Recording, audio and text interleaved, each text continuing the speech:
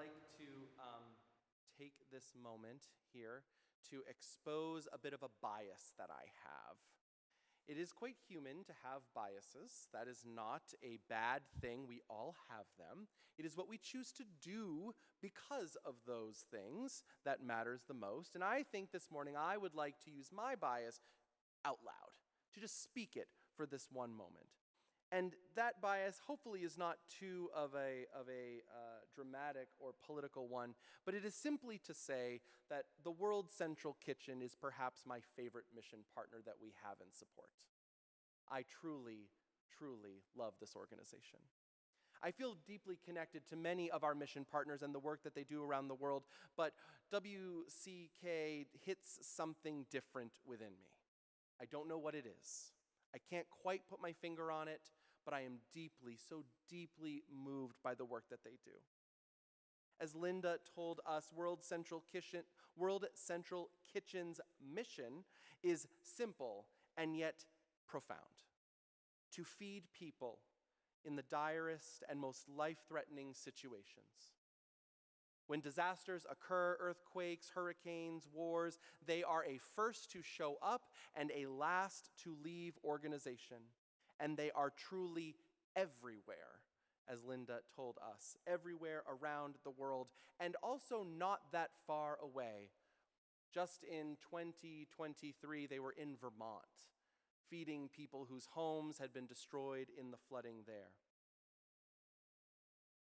And there are many reasons, I think, to like the World Central Kitchen, and we have named some of them. They're one of the most trusted and well-connected NGOs on the world, which means they have access to more places around the world than a lot of other organizations like it. That's a great reason to like them. Another great reason to like the World Central Kitchen is they have an impressive fact that 91 cents of every dollar given goes directly to field operations somewhere around the world. There are many, many good, practical, material reasons to like them. And for me, it goes bigger and deeper than that still. Much more profound than just the practical reasons. And there are many of them, as I said. And it is that through their mission, World Central Kitchen reminds me that there are basic truths about being alive, about being a human being, about being you and me and all of our global neighbors that are true and will always and ever be true. Be it that we need food, be it that we deserve it, in fact, be it that we indeed were made for something more than our base, worse instincts. Be it that we continue to have needs even when the world might come crashing down around us. For me, the World Central Kitchen represents that even in the worst and darkest times and places around the world, the importance of remaining faithful to the basic idea that we human beings, that we are inherently good,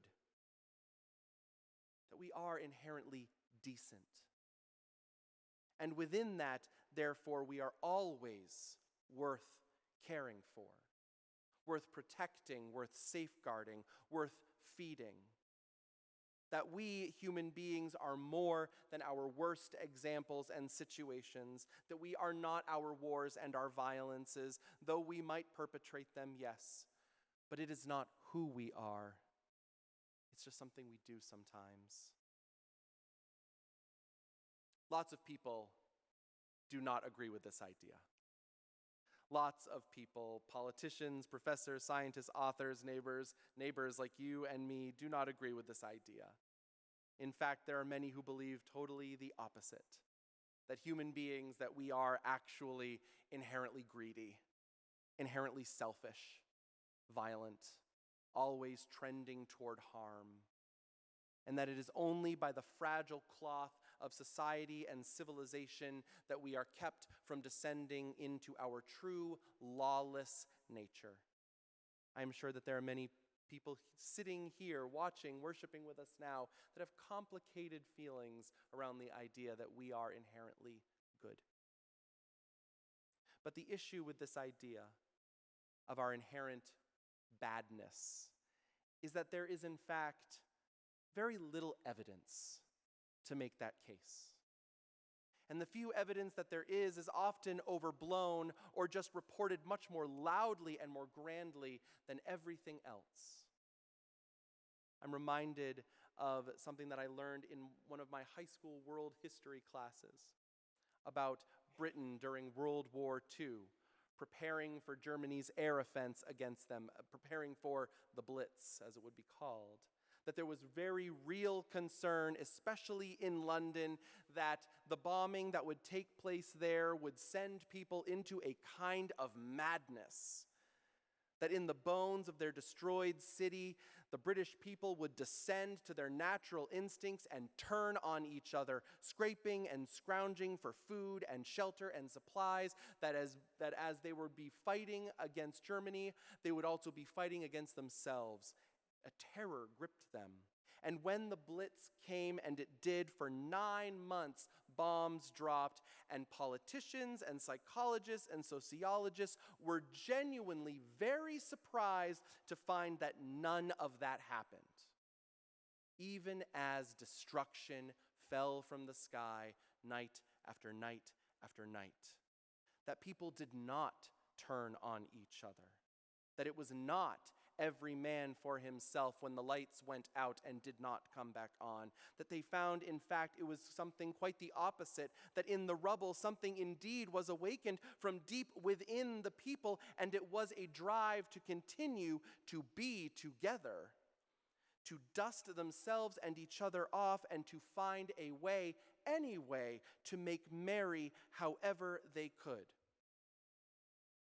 There is an anecdote from this time, and I don't remember exactly where I heard it from, but it is a reporter writing of a sign outside of a pub that was wrecked by bombs, and that sign read, "Our windows might be broken, but our beer is excellent. Come on in."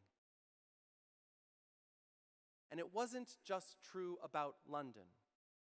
The same thing could be found in the cities of Germany when they were bombed and destroyed, and in Japan when their cities were bombed and destroyed. That when we reach our most terrifying places in life, yes, our true nature does come out.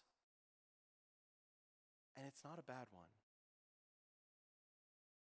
You look around the world at disaster and strife and find everywhere that at the core of the human spirit is not depravity and waste, but the desire to come together, to make it work in any way that they can. You find neighbors helping each other in the debris, students and teachers still holding classes, folks like World Central Kitchen still making food, feeding people for whoever shows up for it.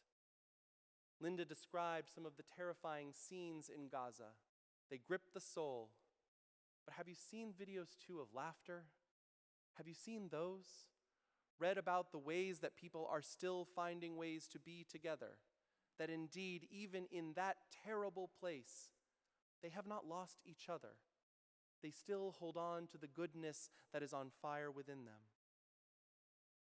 And it is heartening. Truly, it is heartening because it makes the charge from James in this morning's reading a little less daunting, a little less of a high charge to fill if we understand it is not a mask that we put on over our true selves, but actually the goodness that he commands us is the instinct that kicks in just when we get out of our own way and let ourselves be human to each other, darn it. I am saying all of this, but I know for a fact that every single one of you has experienced this too. A moment, maybe just one, that no matter how small it was, that when you were bracing yourself against the tide of greed and selfishness and depravity that you knew was coming your way, instead to be surprised to find that it was actually a tide of mercy and grace bringing you back into harbor. It is everywhere all around us. And so, as we seek to rid ourselves of sordidness and wickedness, as is the daily task, we might not have to gnash our teeth and pull out our hair to do so, that we actually simply might need to stop, take a breath, and simply let ourselves be ourselves, to care and support for each other as we were built to do, and discover that actually we have been doing that kind of loving all along. Amen.